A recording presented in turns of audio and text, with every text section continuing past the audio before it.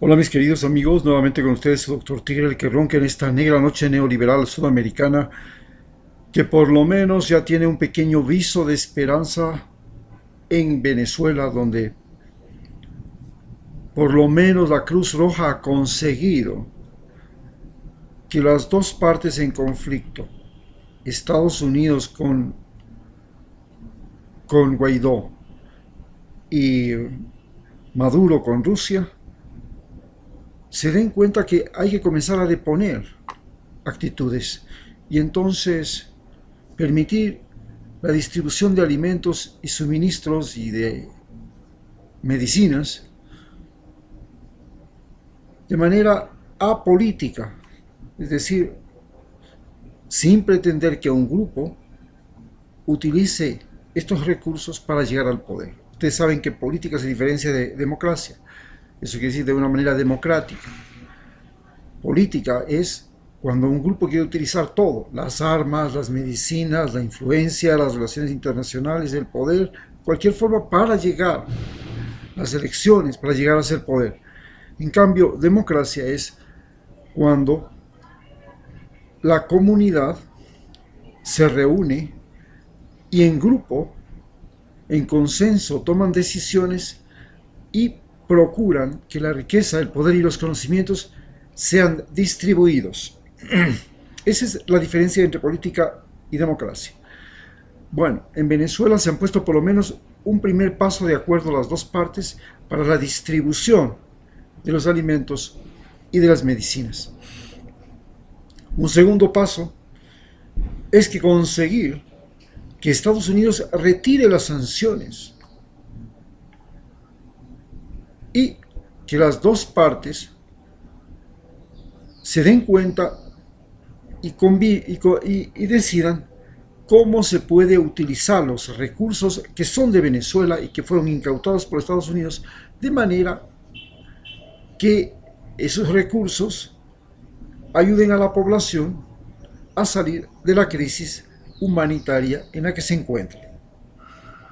Ese es el segundo gran paso, forzar a Estados Unidos y a Guaidó a retirar las sanciones y a participar en la forma como los recursos de Venezuela son utilizados y distribuidos entre toda la población, no en favor de un grupo, no en favor de los que quieren el poder, que son la derecha venezolana, ni tampoco en favor de los que quieren conservar el poder y que pueden en muchos de esos casos estar escondiendo gente con inclinaciones autoritarias. Bien, pero hablemos de lo que pasa en Ecuador. Y para hablar de lo que pasa en Ecuador hoy hablaremos acerca de cuál ha sido la mayor contribución de Lenín Moreno y de su gobierno a la política y más bien dicho a la democracia ecuatoriana. ¿Cuál ha sido la contribución de Lenín Moreno a la democracia ecuatoriana? Y la mayor contribución a la democracia ecuatoriana ha sido que nos ha permitido reconocer quiénes son los traidores en el Ecuador. Nos ha permitido reconocer cuál fue el error de Alianza País en su construcción, en su formación y en sus miembros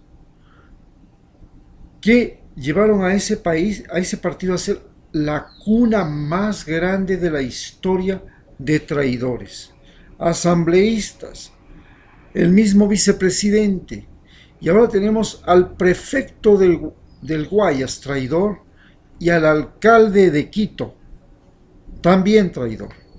Todos se beneficiaron y utilizaron Alianza País en su momento, y cuando ya tuvieron que deshacerse del problema, se pasaron a los opositores.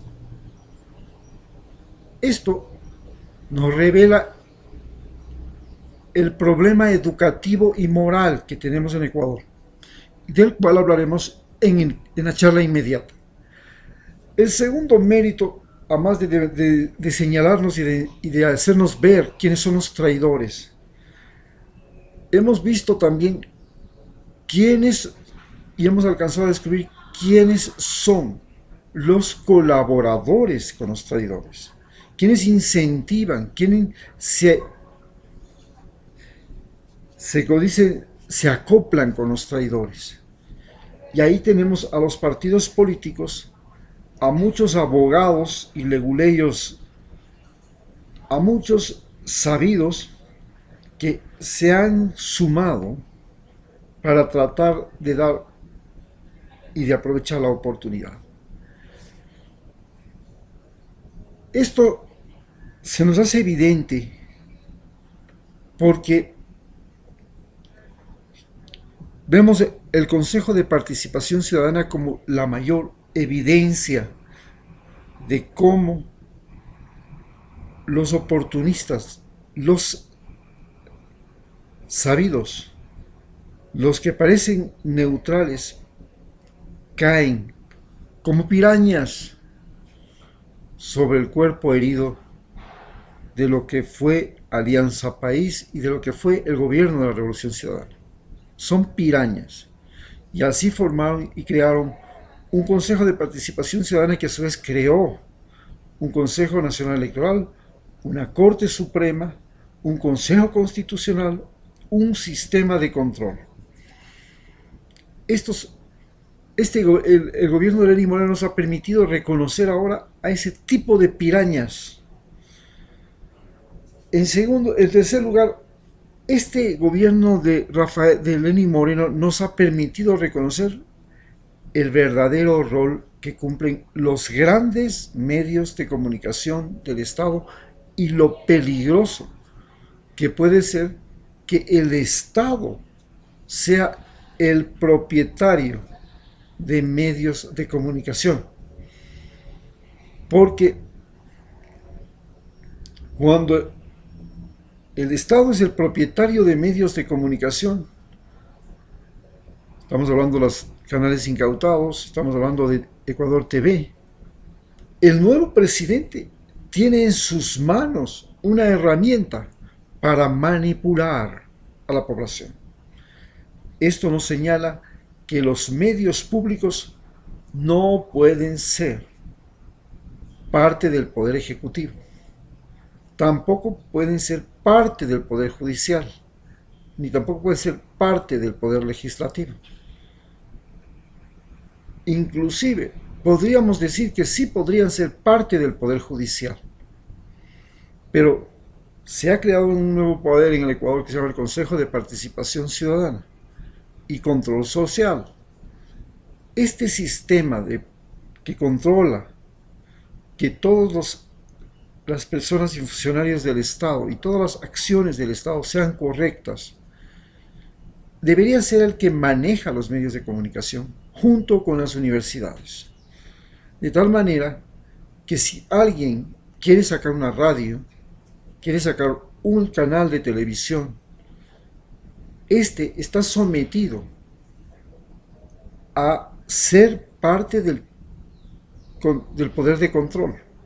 Y su función es justamente investigar, denunciar, perseguir los delitos.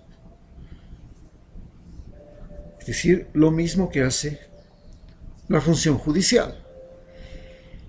Y ahí, entonces, tendríamos que los medios de comunicación no pueden actuar como un poder aparte. Y este poder aparte está en manos de los más ricos y los banqueros. Recordemos que los banqueros eran dueños y siguen siendo dueños de los medios de comunicación. Tenemos Teleamazonas, que está en manos del dueño de Diners Club. Tenemos el dueño del Banco de la SOAI, que también tiene Telerama. Tenemos que ya antes teníamos los Isaías, que eran dueños de Gamavisión y TC Televisión. Teníamos a Aspiazo, que era dueño del Telégrafo. Tenemos que el Banco del Pichincha también es dueño del Diario El Comercio. Y Esto nos hace ver que los grandes medios de comunicación están mezclados intereses privados con el interés público, que es la comunicación, el conocimiento exacto de lo que necesitamos saber para dar el paso inmediato. Eso se llama información.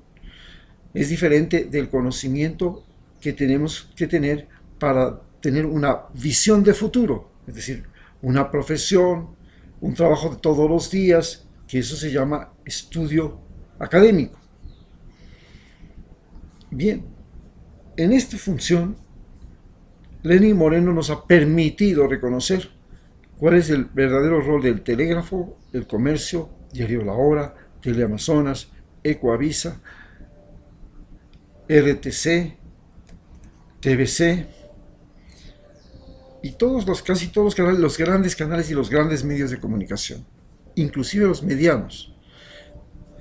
Finalmente, otro de los méritos que ha tenido Lenin Moreno en este mandato es que nos ha permitido reconocer el rol de la embajada americana y el rol de los Estados Unidos.